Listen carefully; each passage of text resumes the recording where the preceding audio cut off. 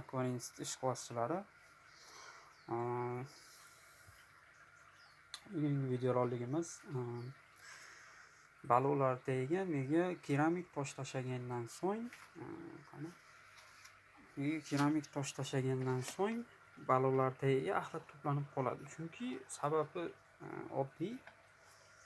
Bu keramik toshlarimizni, mayda toshlarimizni baliq tagiga tashlaganimizda baliq axlat chiqaradi. Axlatlari misol uchun mana bunaqangi sunier gullar yoki mana bunaqangi marjon qoyalar, mana bunaqangi marjon qoyalari tagiga tez to'planadi.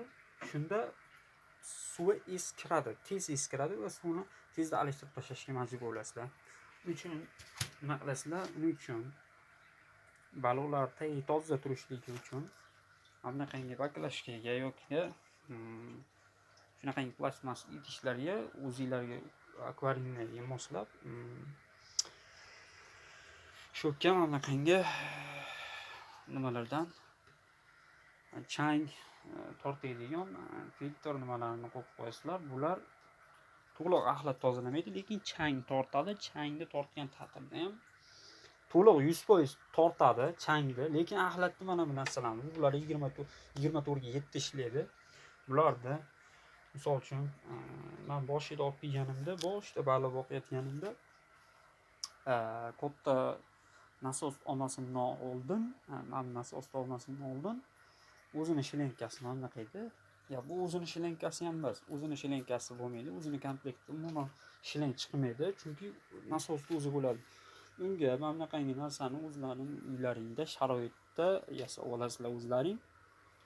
Keyin dekoratsiyaga keladigan bo'lsak, dekoratsiyalar haqiqiy joy o't tashlash kerak. Men prosta akvarium bo'shtirmasligi uchun videoga olmayman, chunki sababi videoda chiroyli chiqadi. Misol uchun sizlar baliqni shunchaki boqasizlar, u 50-50. Misol uchun men ko'paytiraman, chiroyli chiqishligi uchun bittadan tashlab qo'yganman. Shtobi mayda bolachalari ko'paysa, mayda bolachalari shuni orasiga kirib oladi. Endi led chiroqlarimizga kelsak, led chiroqlarimizdan eng zo'r sifatligini olaverasizlar. Eng zo'r sifatligi led akvarium chiroqlari bo'ladi. Eng kuchli yirik bor akvariumning litriga qarab moslab olaverasizlar. Buni akvashop salonlaridan bemalol xarid qilsanglar bo'ladi. Xo'p, endi akvariumning tozaligiga keladigan bo'lsak, sababi chunki o'sha tosh tashlaganimizda nima sabab yuz beradi? Misol uchun axlat to'liq chiqib ketmaydi. Tagida har xil mana bunaqangi holatdagi mana bunaqangi changlar qoladi mana. Mana bunaqangi axlatlar qoladi va suvda tez ifloslanishga keltiradi mana. Suvda kecha videosida ko'rayotgan bo'lsanglar, kecha suvi toza edi, chunki men kecha shortdas video qo'yganimda suvi toza turgan edi. Lekin ertamatanga turib qaraganimda suvi ozgina xiralashganini sezdim. Shuning uchun tagiga keramik tosh, yirik tosh yoki mayda tosh tashamanglar. Chunki sababi o'sha aytayotgan sabab mana tagida mana bunaqangi axlatlar qoladi.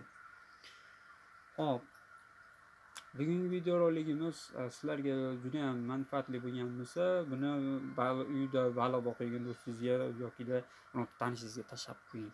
Video manfaatli bo'lgan bo'lsa, sizlar bilan akvarium bo'ldi. Kanalimizga obuna bo'lmagan bo'lsanglar, kanalimizga obuna bo'lib, qo'ng'iroqcha tugmasini bosib qo'ying va har gal video chiqarganimizda birinchilardan bo'lib siz ko'rasiz. Xayr, sog' bo'ling, salomat bo'ling.